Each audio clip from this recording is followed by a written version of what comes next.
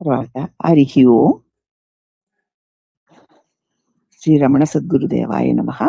Shri Ramana భాషణలో 1936 June 15వ తేదీన 195 202 ప్రశ్నలు సమాధానాలు అన్నమాట.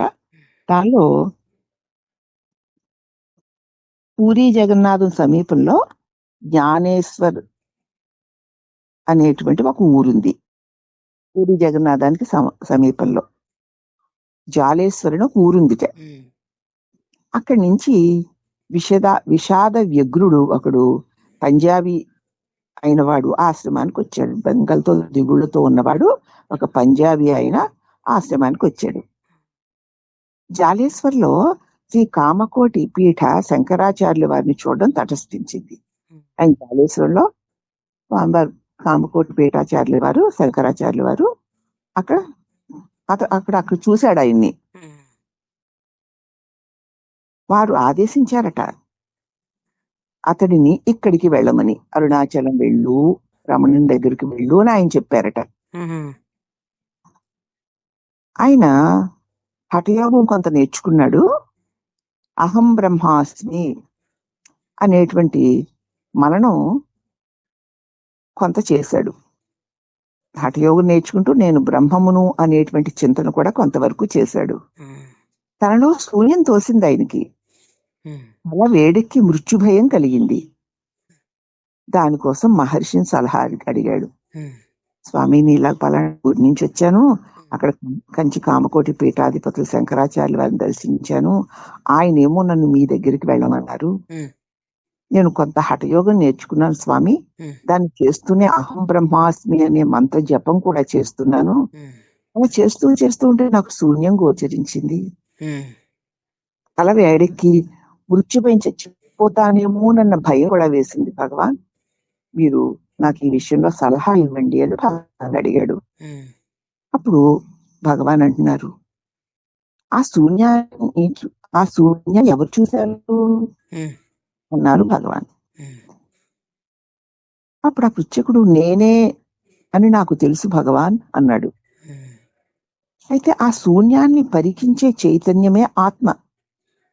ఆ శూన్యాన్ని గలగడానికి ఆధారముగా ఉన్నదేదో అదే ఆత్మ. చూసావంటే ఎలా చూసావు? చూడడానికి కావాల్సింది ఏదో ఉంది చూడు, అదే ఆత్మ.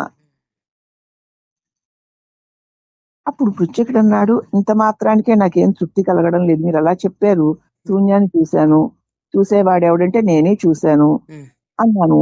ఆ చూడడానికి ఆధారంగా ఉన్నదే ఆత్మ అని మీరు చెప్పారు, కానీ నాకు దానివల్ల తృప్తి కలగడం లేదు. మరి ఏది నాకు ఆత్మ లభించలేదు కదా అన్నాడు. అప్పుడు మళ్ళీ మహర్షుల వారు అన్నారు, మృత్యుభీతి అహంభావన వెలువడ్డ తర్వాతనే కలిగింది కదూ. నువ్వు నేను అన్న తలంపు కలిగాక నేనన్నా చావు మృత్యుభయం కలిగింది. నేనన్న తలంపు కలగక ముందు నీకు మృత్యుభయం ఉందా? లేదు. కాబట్టి మృత్యుభీతి అహంభావన వెలువడ్డ తర్వాతనే కదూ కలుగుతుంది. మరి మృతి ఎవరికని నీకు భయం? నీకు ఎవరు చచ్చిపోతారని భయపడుతున్నావు నువ్వు? ఎవరికి ఆ భయం? అక్కడ దేహాత్మ భావన ఉంది. ఉన్నంత కాలము మరణ భయము, మరణము తప్పవు. కానీ ఈ నేను అన్న భావన లేనప్పుడు మృత్యువుని తలచి భయపడేవాడు ఉన్నాడా? లేడు కదా. కానీ మరి నీ స్వరూపమైన నువ్వు ఉండనే ఉన్నావు కదా. ఎలా ఉన్నావు చెప్పడానికి లేదు. దానిలో నుంచే నేనన్న ఒక భావన తల చూపుకోవడమే నేనన్న భ్రాంతి కలిగి మృత్యు కలుగుతోంది. నేను మేనన్న భ్రాంతి ఉన్నంత కాలము చావు తప్పవు. ఎవరైనా బాగుంది చక్కగా, మరి మీ బుద్ధికి ఎంతవరకు వెళ్ళిందో నాకు తెలియదు. అది ఉన్నంత కాలము మరణ భయము తప్పదు. ఆ పృచ్ఛకుడు అన్నాడు, కానీ నాకు అప్పుడు శరీర స్పృహ ఉండదు కదా. అవునులేండి. మరి ఆ స్పృహ లేనిది ఎవరికి? నాకు శరీర స్పృహ లే, మరి నేను లేకపోలేదు కదా. ఎవరికి ఆ శరీర స్పృహ లేనిది ఎవరికి? ఏమిటో భగవాన్ నాకు అర్థం కావడం లేదు అన్నాడు అతను. అంతవరకు బానే ఉంది. శరీర స్పృహ లేనిది ఎవరికి? నిద్రలో శరీర స్పృహ లేదు మరి. అవును. దాంతోపాటు ఏమీ లేవు. అవును. ఎవరికి ఏమీ లేవు అని భగవాన్ ఆయనకు అర్థం అవ్వలేదు. అప్పుడు మహర్షి అన్నారు, వాడి ధ్యాన పద్ధతిని, నువ్వు ఏం ధ్యానం చేస్తున్నావు, ఎలా చేస్తున్నావు అని అడిగారు. అతడు అన్నాడు, అహం బ్రహ్మాస్మి అని నేను ధ్యానం చేస్తున్నాను అన్నాడు. అంటే మహర్షి అహం బ్రహ్మాస్మి అన్నది కూడా ఒక తలంపే కదా. అలా అంటున్నది ఎవరు?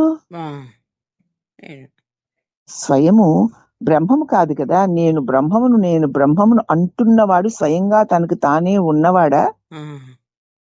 స్వయముగా బ్రహ్మమా అతడు? కాదు కదా. బ్రహ్మము అలా చెప్పవలసిన పని లేదు కదా. బ్రహ్మ తాను ఉంది కదా. కాబట్టి తథ్యమైన నేను కూడా అలాగనదు. సత్యమైన నేను కూడా నేను బ్రహ్మమును అనవలసిన అవసరం లేదు. ఎందుకంటే అది సదా బ్రహ్మమే గనుక. బ్రహ్మం తాను బ్రహ్మమే అయ్యుంది. నేను బ్రహ్మమును అనడమే, నేను వాణినై ఉండి అస్మాను వాణిని అంటానా? అనుకుంటేనే గాని నేను వాణిగా ఉండలేనా? అలాగనే నువ్వు సదా బ్రహ్మమే అయి ఉన్నది నేను బ్రహ్మమునని అనుకోదు కదా. మరి అనుకుంటుంటే అనుకునే నేనెవరు? చూడండి, నమ్మడానికి లేదు. మరి ఎక్కడ మనం పొరబడుతున్నామో సూక్ష్మంగా చూసుకోవాలి. కాబట్టి అది సదా బ్రహ్మనిష్టమే కనుక అలా అనడం కూడా ఒక తలంపే. నేను బ్రహ్మమును అంటున్న నేనెవరు? అది తలంపే. ఆ తలంపు ఎవరిది? అన్ని తలంపులకి కారణం ఇదిగో ఈ మిథ్యా నేనే, ఈ అహంభావనే. నేను అంటూ లేచి వచ్చిన ఒక భావనే వీటన్నిటికీ కారణం. తలచుటలే మానేసి ఉండు. తలపులు ఉన్నంత వరకు నువ్వు బ్రహ్మాన్ని అనుకున్నా, దైవాన్ని అనుకున్నా నీకు భయము తప్పదు. అనుకునేవాడున్నంత వరకు భయము తప్పదు. కాబట్టి తలంపులన్నీ మానేసి ఉండవయ్యా. తలంపులున్నంత వరకు భయము తప్పదు అన్నారు భగవాను. అప్పుడు ఆ పృచ్ఛకుడు నేను అలాగే విచారిస్తూ పోతే నాకు ఒక మరుపు వచ్చేస్తుంది భగవాన్. తల వేడెక్కిపోతుంది. అప్పుడు నాకు భయం వేస్తుంది. అప్పుడు మహర్షి అన్నారు, అవును, మేధలో మనస్సు ఏకత్రితమై ఉంటుంది. అందుచేత అది వేడెక్కుతుంది. నీ మనస్సు తలంచకుండా అలాగా ఆపేసరికి మెదడు వేడెక్కిపోతుంది ఆ ఒత్తిడికి. ఆ కావడం ఇదిగో అహంభావం వల్లనే. అసలు లేని ఈ భావాన్ని తీసుకెళ్లి ఒక చోట గట్టిగా అణిచి ఉంచితే వేడెక్కిపోతుంది. అందుచేత అహం భావన వల్లనే అలా అవుతుంది నీకు. భావన లేదు, దాని భావన వదిలే. ఈ వేడెక్కడాలు చల్లబడ్డాలు ఏమి ఉండవు. తలపులుంటే మరుపులు ఉంటాయి కదయ్యా, తప్పకుండా ఉంటాయి. మనకు ఎన్ని మర్చిపోతున్నాం? ఎన్ని తలంచుకుంటే అన్ని గుర్తుంటున్నాయా? ఇప్పుడు గుర్తున్నా కూడా కొంతకాలానికి మర్చిపోతున్నాం కదా. కాబట్టి తలంపులుంటే తప్పకుండా మరుపులు కూడా ఉంటాయి. నువ్వు అహం బ్రహ్మాస్మి అనుకుంటున్నావు. విస్మృతి కప్పేస్తుంది, కాసేపటికి మర్చిపోతున్నావు. అప్పుడు అహం భావన బయటకు వస్తుంది. ఆ బ్రహ్మము అన్న మాట పోయి మళ్ళీ నేను బయటకు వస్తుంది. తోడనే మృత్యుభీతి కలుగుతుంది. ఎప్పుడు మళ్ళీ నేను అన్నావు మళ్ళీ నీకు భయం వచ్చేస్తుంది. తలపు మరుపులు రెండు ఈ అహంకారానివే. మత్తః స్మృతి జ్ఞానం అపోహనంచ అన్నాడు వాసుదేవుడు. నేనే గుర్తుని, మరుపుని, ఊహని, అపోహని నా వల్లనే కలుగుతున్నాయి అన్నాడు. అవునా? ఊహ, అపోహ ఇవన్నీ కూడా. అందుచేత ఈ తలుచుకోవడాలు, ఈ మరిచిపోవడాలు ఇవన్నీ కూడా అహం భావనవే. దాన్ని చిక్కించుకున్నావా, అది ఏ దెయ్యంలాగానో మాయమైపోతుంది. అది ఒక్కసారి గ్రహించావా, అది మాయమైపోతుంది. ఆ మిగిలి ఉండేది ఇంకేముంది? నిజమైనదే. అదే నిజమైన నేను, అదే ఆత్మ, అదే అహం బ్రహ్మాస్మి అంటూ ఉండడం చిత్త ఏకాగ్రత కోసం మాత్రమే. చిత్తం అన్ని విషయాల్లోకి వెళ్లకుండా ఉండడానికి మాత్రమే జరుగుతోంది ఇది. అహం బ్రహ్మాస్మి అనుకుంటున్నావు కదా, విష్ణుకి కప్పేస్తుంది అనమాట. మళ్ళీ మరుపు వచ్చేస్తుంది. ఎప్పుడు మరుపు వచ్చిందో అప్పుడు మళ్ళీ అహంభావన బయటకు వస్తుంది. వెంటనే మృత్యుభయం కలుగుతోంది. తలుపులు మరుపులు రెండూ కూడా అహంకారానివే, అహంభావానివే. ఆ అహంభావాన్ని చిక్కించుకున్నావా, అది ఒక దెయ్యంలాగా మాయమైపోతుంది. మిగిలి ఉండేది నిజమైన నేనే, అదే ఆత్మ. నేనన్న తలంపు పోతే ఏది మిగిలి ఉందో అదే ఆత్మ. అహం బ్రహ్మాస్మి అని నువ్వు అంటూ ఉన్నావు చూడు, అలా ఉండడం చిత్త ఏకాగ్రత కోసం. చిత్తాన్ని ఏకాగ్రం చేసుకోవడానికి అహం బ్రహ్మాస్మి అన్నది ఒక సాధన.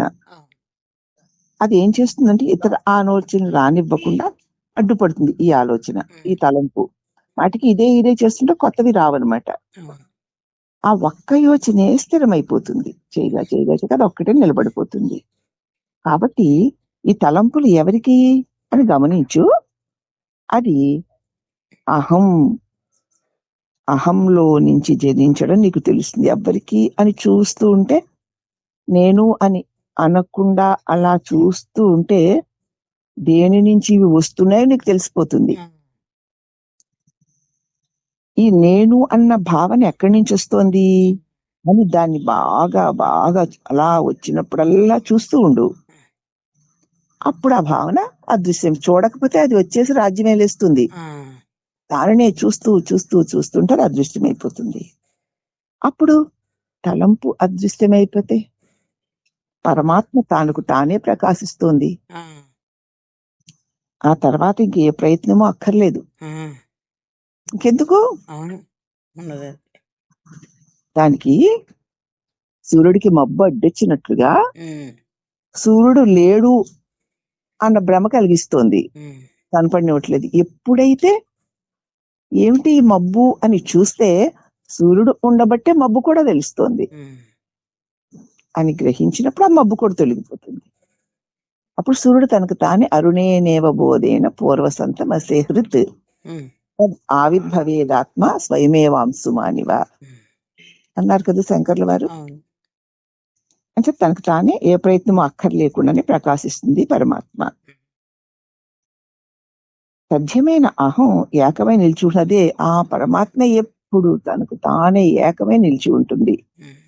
అది అహం బ్రహ్మాస్మి అంటుందా? అనవలసిన పని ఉంది. ఎవరైనా నేను మనిషిని పునః పునః వల్లివేస్తాడా? ఎవరైనా కాదని దబాయిస్తే అప్పుడు తాను మనిషిని అని ఘోషిస్తాడా? ఎవరు కాదు అంటే నువ్వు మనిషివి కాదు, నువ్వు కుక్కవో నక్కవో అన్నారనుకోండి, అప్పుడు నన్ను కుక్క నక్క అంటారా, నేను మనిషినే అంటూ ఘోషిస్తాడు. ఎవడైనా తాను పశువునేమో అని భ్రమలో పడతాడా? నేను పశువుని కాదు మనిషినే అని నమ్మ చెప్పుకోవడానికి నేను పశువుని అనుకుంటే నేను పశువుని కాదు నేను మనిషినే అనుకోవాలి. అలాగే బ్రహ్మము లేక ఆత్మ ఏకం ఒక్కటే. ఇక అహం బ్రహ్మాస్మి అనుకోవాల్సిన అవసరం, అనుకునే అవసరం తను బ్రహ్మమే అయి ఉండగా నేను బ్రహ్మ ఎందుకు అనుకోవాలి? నేను మనిషిని అయి ఉండగా నేను మనిషిని ఎందుకు అనుకోవాలి? కాబట్టి ఈ అహం బ్రహ్మాస్మి అనేటువంటి ఈ మంత్ర జపం ఇతర ఆలోచనల్ని తొలగించడానికి ఉపయోగపడుతుంది. ఇది కూడా ఒక ఆలోచనే ఉండడం వల్ల ఈ ఆలోచించేవాడెవడా అని చూస్తే ఆలోచన మూలమైన ఆలోచన రహితమైన పరమాత్మ పరబ్రహ్మం ఒక్కటే నిలిచి ఉండడాన్ని తెలుసుకుంటావు. అది నేను అనదు, నేను బ్రహ్మమును అని కూడా అనదు, అనవలసిన పని లేదు. ఒకడు నేను మనిషిని, నేను పశువుని కాను అని అనవలసిన అవసరం లేనట్లు. కాబట్టి అప్పుడు బ్రహ్మము లేక ఆత్మ ఏకమే అయ్యున్నది కనుక కాదనే వారెవరు ఉండరు. నేను బ్రహ్మమునని పలుమార్లు హెచ్చరించుకోవాల్సిన అవసరము కూడా లేదు. ఎందుకు అనుకోవడం? బ్రహ్మమే అయ్యున్నావు కదా అని సత్యం తెలియడానికి నీకు అహం బ్రహ్మాస్మి అంటే నేను ఇతర ఆలోచనల నుంచి నిన్ను నువ్వు తప్పించుకోవడానికి ఉపయోగపడుతుంది. నీ ధ్యాస దాని మీదే ఏకాగ్రంగా పెట్టినప్పుడు అహం బ్రహ్మాస్మి అనే ఈ నేనెవరు అని చూడగలుగుతావు. మిగతా ఆలోచన నిన్ను కమ్మేయట్లేదు గనుక. అలా చూసినప్పుడు నేను బ్రహ్మముని అని అనుకోవాల్సిన అవసరం లేకుండా ఉన్నటువంటి నీ స్వస్థితి నీకు అనుభవానికి వస్తుంది అని అతి వివరణగా చక్కగా ఆ ప్రశ్నకి భగవాన్ సమాధానం చెప్పారు. ఏ తలం పైనా సరే, ఏ భావనైనా సరే భావించేవాడు లేకపోతే ఉండలేవు. ఈ భావించేవాడెవడా అని చూసినప్పుడు భావించవలసిన అవసరం లేకుండానే ఉన్నదేదో అదే మన పరమస్వరూపము అని భగవాన్ మనకి ఈ పుస్తకం ద్వారా సందేశాన్ని అందిస్తున్నారు. శ్రీరమణ భగవానులకి అనేక వందనములు.